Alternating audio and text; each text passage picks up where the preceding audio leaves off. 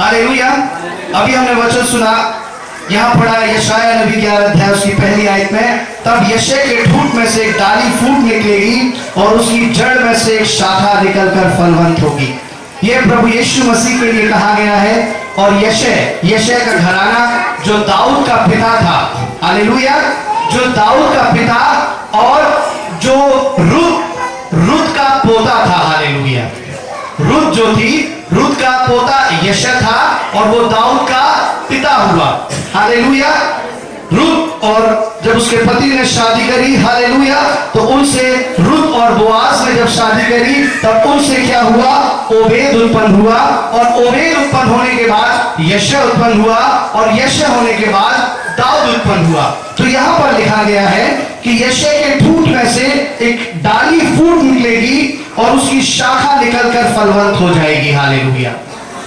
एक ऐसा ठूंठ लोगों ने जिसकी उम्मीद छोड़ दी, अब इसमें से कभी फल नहीं आएगा, अब इसमें से कभी डाली नहीं निकलेगी। परमेश्वर का वचन कहता है उस जगह से एक डाली फूट करके निकलेगी और वो डाली फलवंत हो जाएगी, हालेलुया।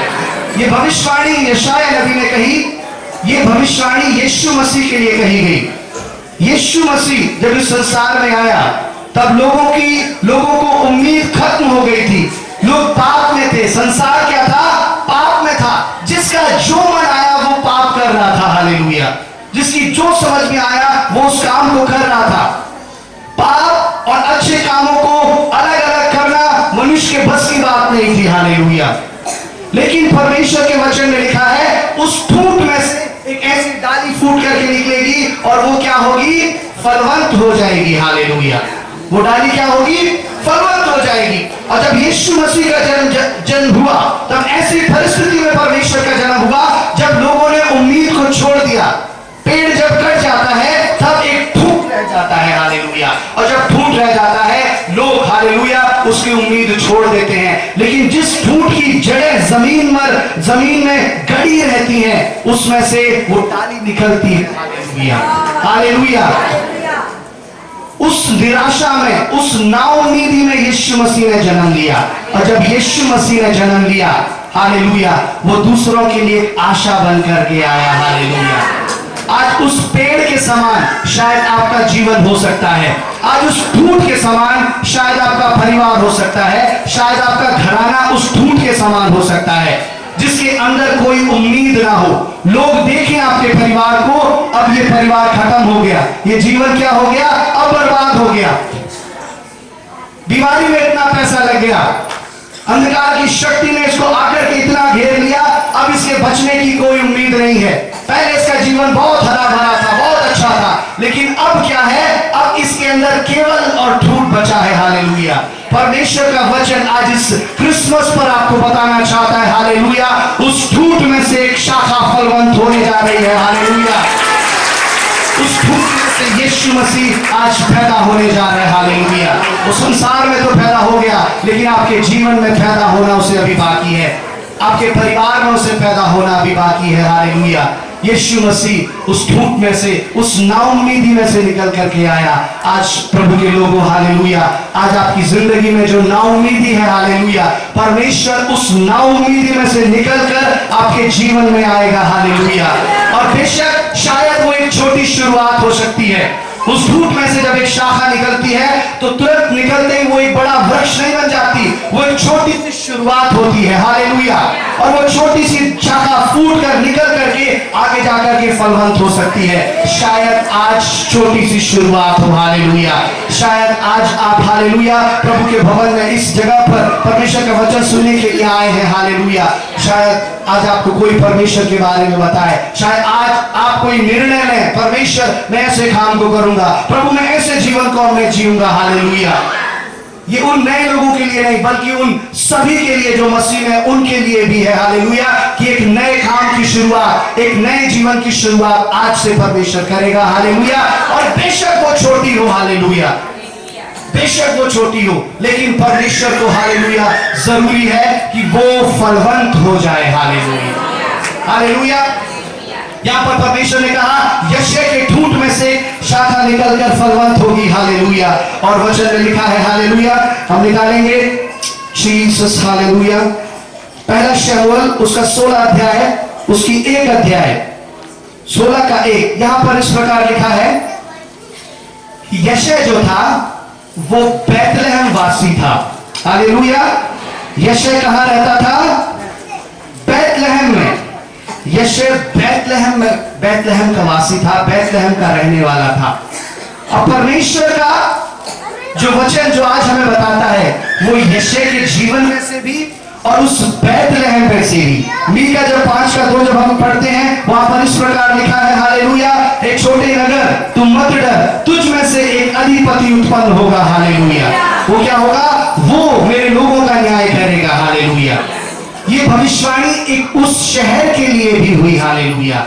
जो यशय के लिए हुई वही बैतलहम के लिए हुई। और बैतलहम का अर्थ अगर हम देखते हैं, बैतलहम का अर्थ जो हिब्रू भाषा में उसका मुहावरा है, उस मुहावरे का अर्थ है रोटी का घर। हालेलुया। बैतलहम का जो अर्थ है वो है रोटी का घर। हालेलुया। क्यों ये रोटी का घर कहा गया?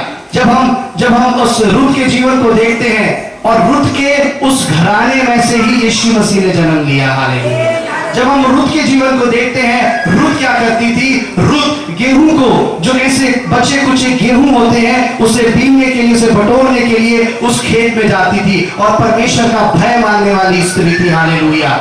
हालेलुया। वो उस जगह पर आई, उससे पहले उसकी सास और उसका पति उस जगह को छोड़ करके चले गए थे। हालेलुया। क्योंकि वहां पर बहुत अकाल पड़ा था। हालेलुया। लेकिन जब परमेश्वर के लोग जब वहां पर आए, उस खाने को उठाने लगे, उस खाने में से उठा करके उसे खाने लगे, परमेश्वर ने उनकी दशा को देखा। हालेलुया। और जब परमेश्वर ने उनकी दशा को देखा, प्रभु ने वादा किया, हालेलुया, मैं इस शहर के अंदर कभी रोटी की कमी नहीं होने दूंगा। हालेलुया। मैं कभी रोटी की कमी नहीं होने दूंगा। और बैतलहम, हालेलुया, हिब्रू भाषा में एक मुहावरे की तरह वहां पर कहा जाता है, एक रोटी का घर। हालेलुया। हालेलुया। और रोटी जब तक आप अपने पास रखते हैं, हालेलुया, तब तक रोटी का कोई फायदा नहीं है। रोटी का फायदा कब है? रोटी का फायदा जब है जब आप उस रोटी को एक भूखे को दे दें। हालेलुया। हालेलुया। उसी तरह से, हालेलुया, प्रभु ने उस बैतलहम में जन्म लिया।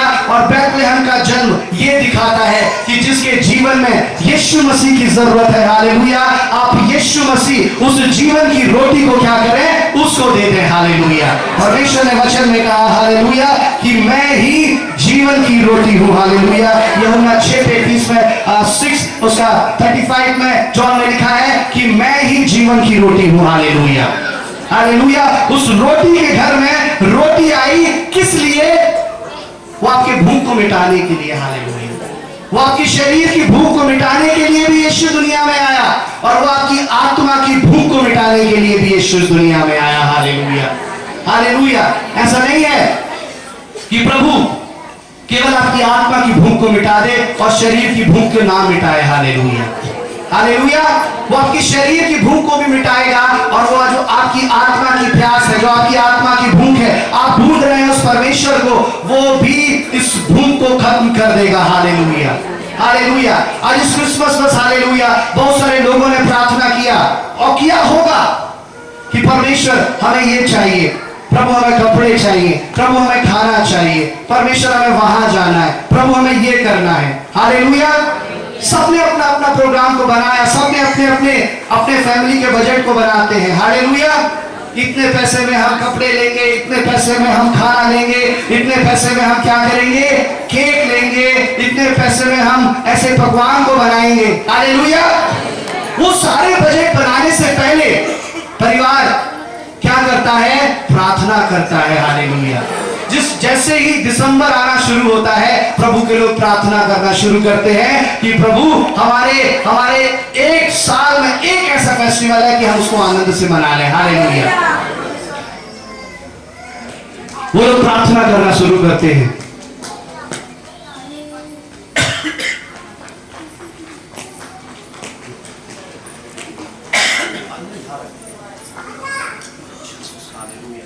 एक सेकेंड।